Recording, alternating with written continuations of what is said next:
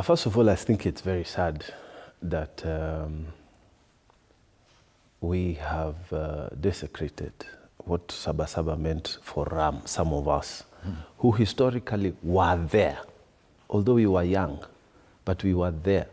What Saba Saba meant for us is not what is happening today.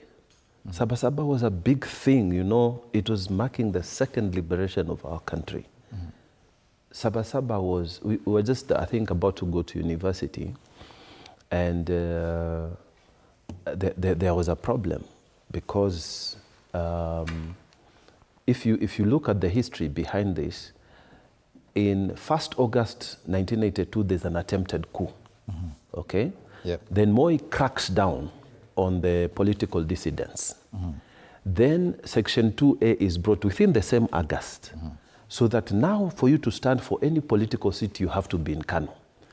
So things simmer up. In 1990 now, during the Saba Saba, you know, Kenneth Matiba, Charles Rubia, Akina Paul Muite, these big guys in our days, we were looking up to them. Akina Martin Shikuku, they said, we will go to Kamkunji, and in this day, we are going to demand that Section 2A be removed by hook or crook. There was no violence, beating, you know, still people who are hawking or doing what. Kenyans were united in fighting for something, you know, that meant something for us at that time. And for us who just went to Saba Saba to see what is happening, because the big guys were coming in cars, of course, as we were just there, part of the crowd. We waited for our leaders to come and address us. Okay, police came and disrupted whatever, beat us, but we waited for our leaders to come and address us. We made the statement and went home. And it was a big thing because in 1990 December, Moi decided that Section 2A must go. Okay. And then the country became a multi-party democracy.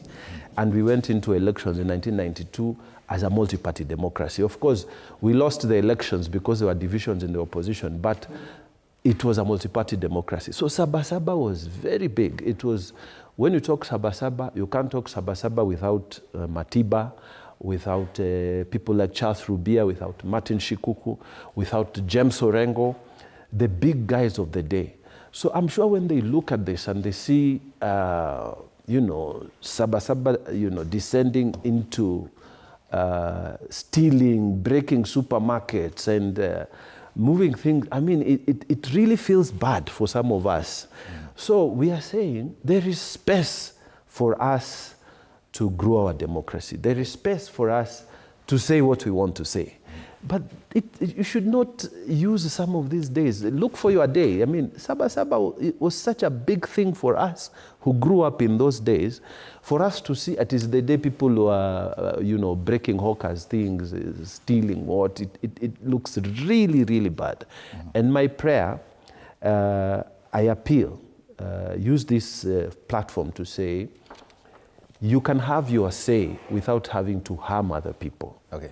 Like we did, go to Kamkunji, say your bit, and go away. Don't come to, you know, destroy property in CBD. And then I also wonder, why is it that when teachers, when doctors, when nurses are making their point out in the streets, we don't see people breaking shops. We don't see people, you know, breaking ATMs. We don't see people robbing.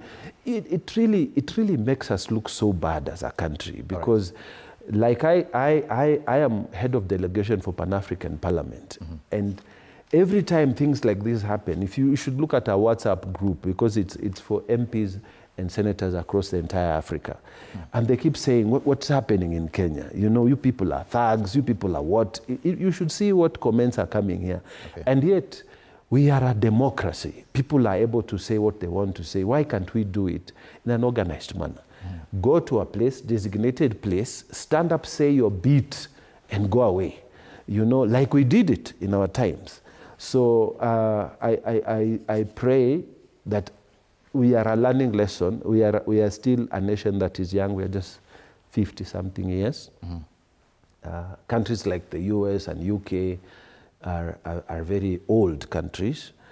They still struggle with the same things, but not at the scale that we are doing. And I'm praying that Kenya will maintain its status as a place where we can all be free to say what we want to say, but we also don't exercise our rights in such a way that I'm also hurting another Kenyan. All right. So I would just say those statistics, it is sad, it is bad to beat police or to engage police. It's not nice also police to beat people and harm people. I think we should have a way of doing these things so that I can have my say. I can say whatever I want against the government, but I also don't harm other people. All right. That should be the way we should grow this country. Okay, thank you. Senator John Yutu, we are talking about the front page of the Standard. Rain